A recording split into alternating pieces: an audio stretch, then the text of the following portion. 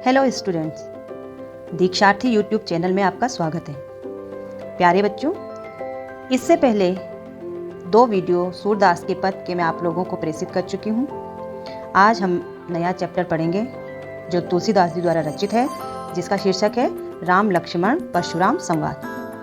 प्यारे बच्चों, आप लोगों ने रामायण तो पढ़ी होगी और देखी भी होगी। तो रामायण का जो पहला कांड है उसी से संबंधित यहाँ पर तुलसीदास जी ने कुछ पद लिए हैं। आपकी जानकारी के लिए मैं बता देना चाहती हूँ कि रामायण में 7 कांडों का वर्णन किया गया है। वो 7 कांड कौन कौन से हैं वो सुनिए। पहला कांड है बाल कांड, दूसरा है अयोध्या कांड, अरण्य कांड, किष्किंधा कांड, सुंदर कांड, लंका कांड और जो अंतिम कांड है वह है उत्तर कांड।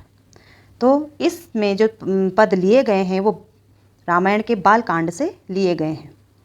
अब देखिए इस पद में किस समय का वर्णन किया गया है, आज हम उसके बारे में पढ़ेंगे।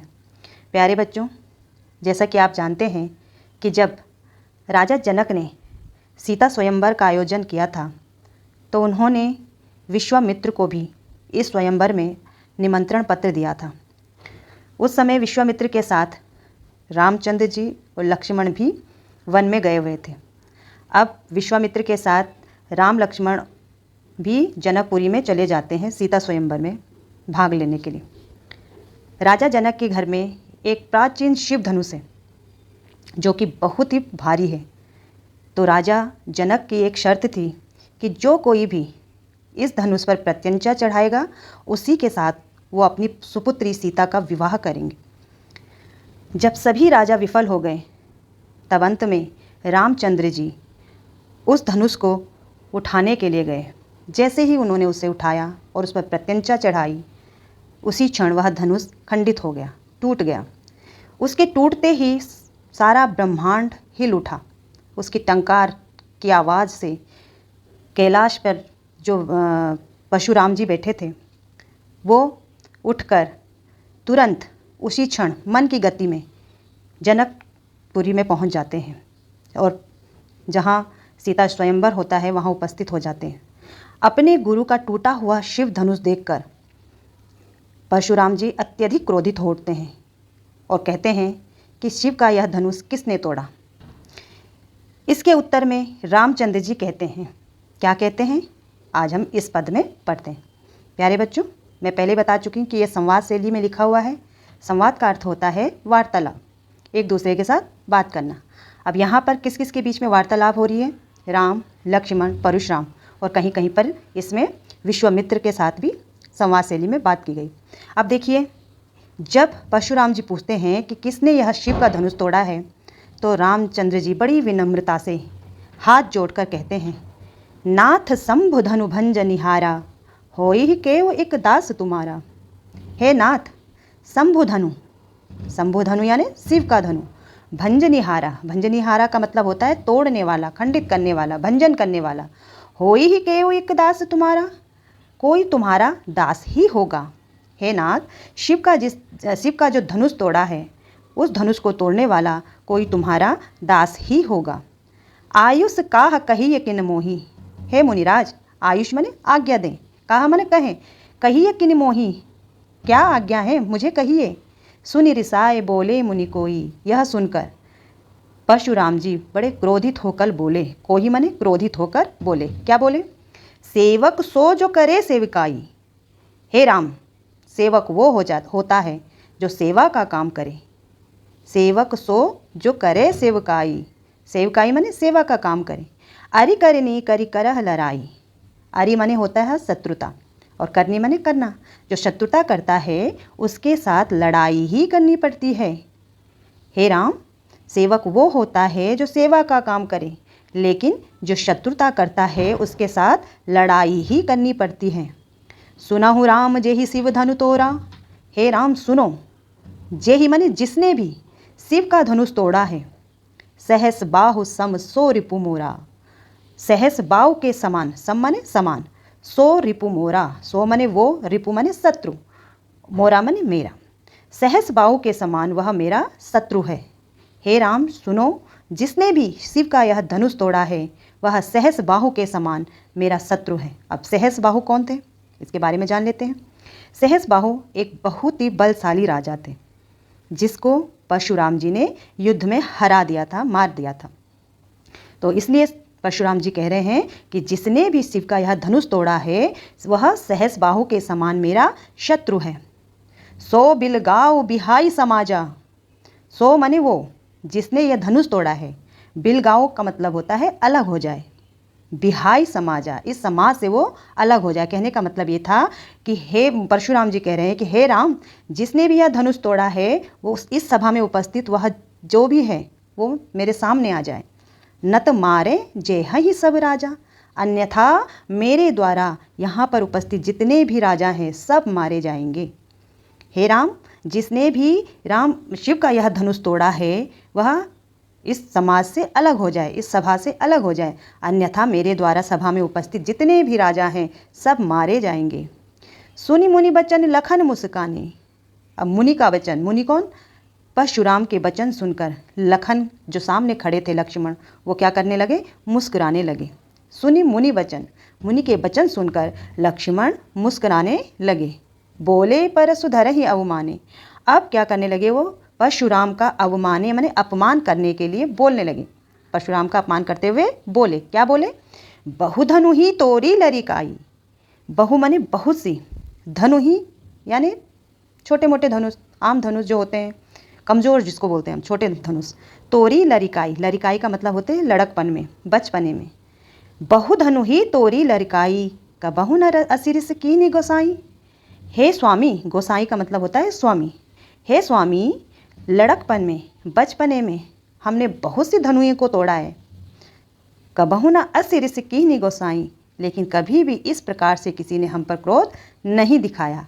असि ऋषि इस प्रकार से क्रोध, कीनी किया, गोस्वामी माने हे स्वामी, हम पर इस प्रकार से किसी ने भी कभी क्रोध नहीं दिखाया। अब देखो राम लक्ष्मण जी शिव के महान धनुष को धनुष के लिए किस शब्द का प्रयोग कर रहे हैं, धनुही शब्द का।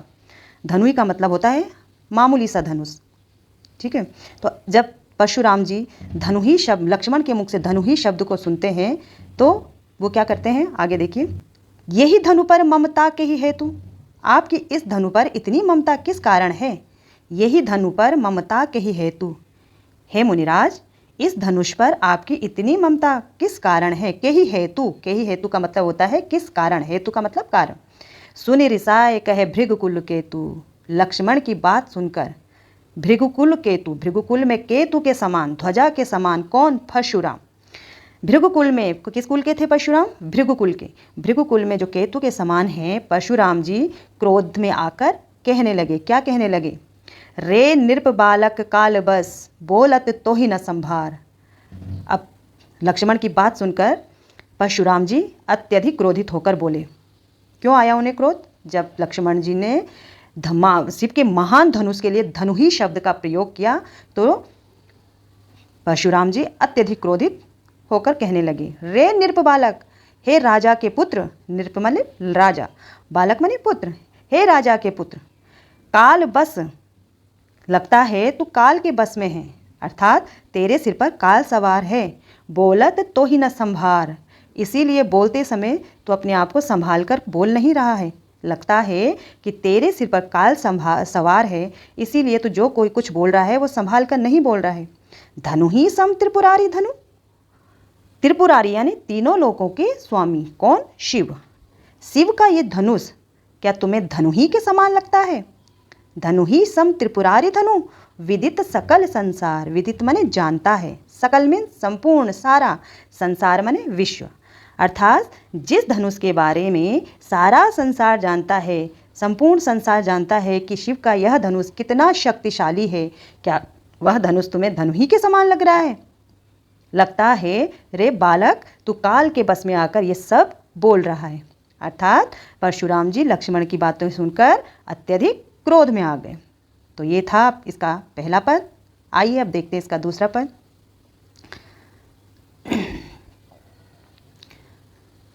दूसरे पद में अब परशुराम की बातों का जवाब देते हुए लक्ष्मण जी क्या कहते हैं, देखिए सुनिए। लखन कहा हंसी हमरे जाना, अब लक्ष्मण जी हंसकर कहते हैं कि हमने क्या जाना। लखन कहा हंसी, हंसी माने हंसकर, हमरे जाना, हमने तो यही जाना है कि सुनहु देव सब धनुष समाना। हे देव सुनो कि सारे धनुष क्या होते हैं, एक समान होते हैं। हमने तो बचपन से यही सीखा है कि हमारे लिए तो सारे धनुष किसके समान है, एक समान है, कोई ना बड़ा है ना कोई छोटा है। का क्षति लाभ जून धनु तोरे। हे नाथ बताइए इसमें क्या क्षति लाभ, क्षति का मतलब होता है हानि और लाभ माने फायदा, इसमें क्या लाभ और क्या हानि और क्या फायदा। जून, जून का अर्थ होता है पुराना। धनु तोरे, अगर ये पुराना धनुष तोड़ भी दिया है तो इसमें क्या लाभ हानि। देखा राम नयन के भोरे, राम ने तो इसे नया समझकर देखने का प्रयास किया था। राम ने इसे नया समझकर जैसे ही देखना चाहा, छुअत टूट रघुपति ही न दोषु। जैसे ही राम ने इसे नया समझकर देखने का प्रयास किया, वैसे ही यह छूते ही टूट गया। छुअत टूट, छूते ही टूट गया। रघुपति हूँ न दोषु, इसमें रघुपति हूँ कौन, रघुपति कौन, रामचंद्र जी। रामचंद्र जी का इसमें कोई भी दोष नहीं है। रामचंद्र जी ने तो क्या किया था, इसे नया समझकर देखने का प्रयास किया था और यह छूते ही टूट गया, तो इसमें रामचंद्र जी का कोई दोष नहीं है। मुनि बिनु काज करई कत रोसु। हे मुनि, बिना कारण, बिनु काज यानी बिना कारण, काज माने कारण, करें कत रोसु, तुम इतना क्रोध, रोसु का मतलब होता है क्रोध, इतना क्रोध तुम बिना कारण ही क्यों कर रहे हो। ये पुराना था, रामचंद्र जी ने इसे देखने का प्रयास किया नया समझ के और यह छूते ही टूट गया, तो इसमें रामचंद्र जी का कोई दोष नहीं है। फिर बिना कारण ही तुम इतना रोष क्यों कर रहे हो, क्यों इतना क्रोध दिखा रहे हो, क्या हो नुकसान और लाभ इसमें, अगर ये पुराना धनुष टूट भी गया है तो। अब परशुराम को और क्रोध आ जाता है लक्ष्मण की बात सुनकर। अब परशुराम जी क्या कहते हैं, बोले चिते परशु की ओरा। अब क्या चिते, चिते का मतलब होता है देख कर, अपने परशु के ओर फरसा, जो कंधे में उन्होंने फरसा रखा था उसकी ओर देखकर क्या बोले, रे सठ सुनहि सुभाव न मोरा। रे सठ, रे सठ का मतलब होता है अरे मूर्ख बालक, सठ का मतलब होता है मूर्ख।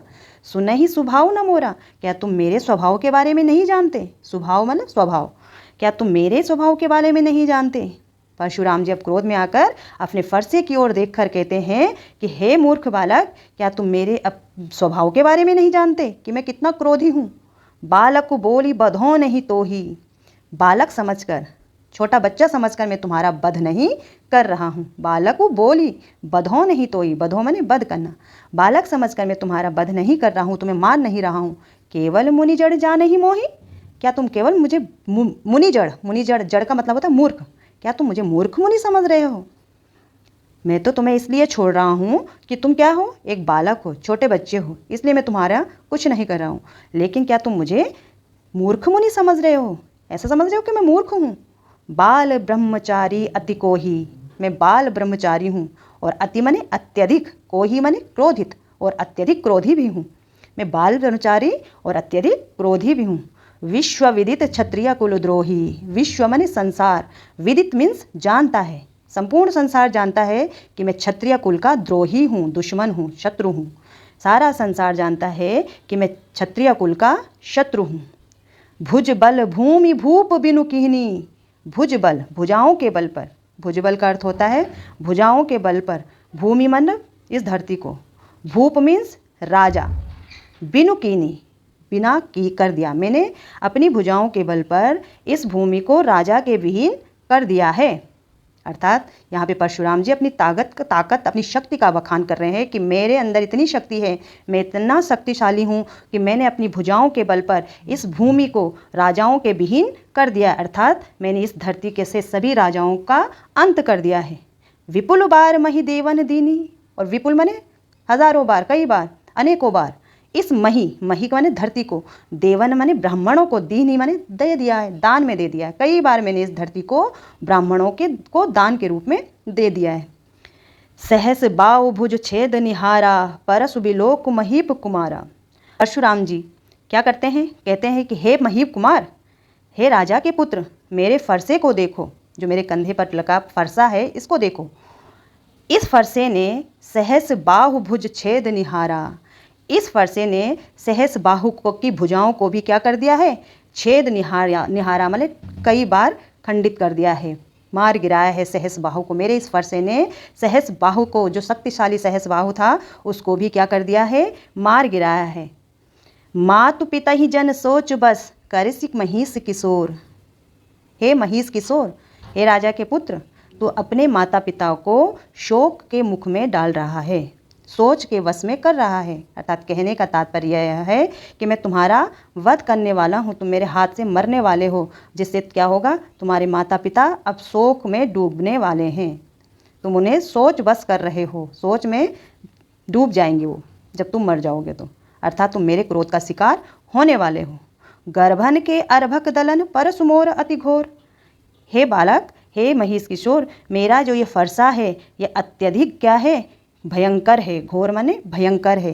क्यों है भयंकर? क्योंकि इस फरसे के डर से गर्भन माने गर्भ में पल रहे अर्भक, अर्भक का मतलब होता है बच्चा, गर्भ में पल रहा बच्चा भी क्या होता है, इसके डर से गर्भ में ही मर जाता है। कहने का तात्पर्य यह है कि मैं तो शक्तिशाली हूँ ही हूँ, लेकिन मेरा फरसा इतना भयंकर है कि इसके डर से गर्भ में पल रहे बच्चे का भी अंत हो जाता है। इसलिए हे महीप कुमार, हे राजा के पुत्र, तुम जो कुछ भी बोल रहे हो सोच विचार कर बोलो।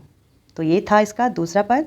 तो प्यारे बच्चों, इसका पहला और दूसरा पद मैं आपको प्रेषित कर चुकी हूँ। अब अगले वीडियो में हम इसका तीसरा और चौथा पद पढ़ेंगे। तब तक के लिए धन्यवाद।